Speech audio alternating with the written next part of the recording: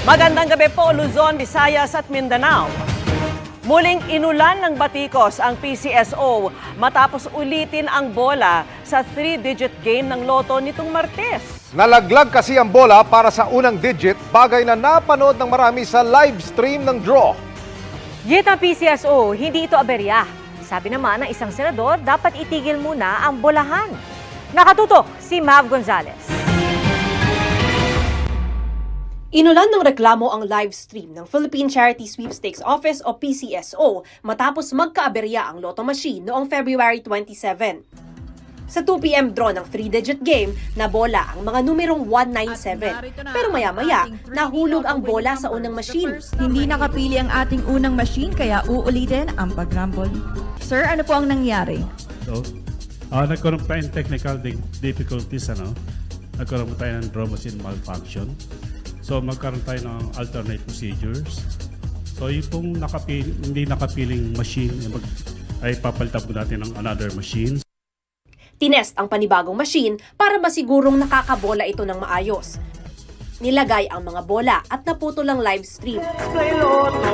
Matapos ang 15 minuto, binalik ang live stream at binola ulit, pero ang unang numero lang.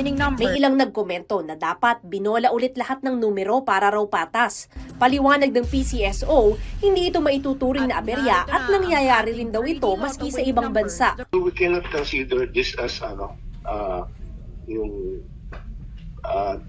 glitch kasi a normal process and procedure lang po namin ito.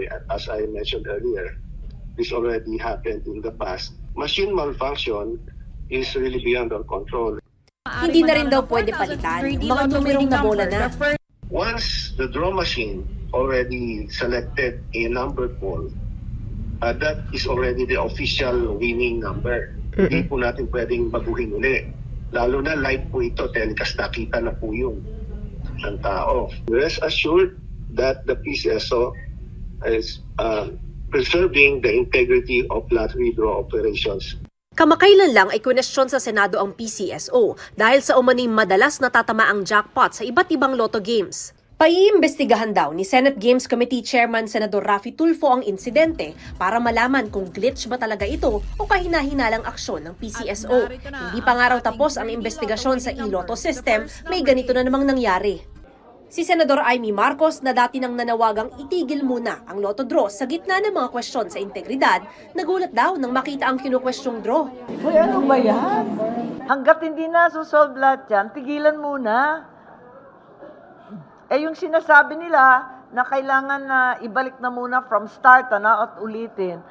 Mahirap yung nawawala yung tiwala ng tao. Dapat pakita lahat, wala namang problema doon, i-live stream na lang lahat. Titingnan daw ng PCSO kung pwedeng tuloy-tuloy ang live stream sa lotto draws. Pagsisiguro rin ng PCSO, may lotto draw judges na nagbabantay sa buong proseso kabilang na ang Commission on Audit. Para sa GMA Integrated News, Mav Gonzalez, nakatutok, 24 oras.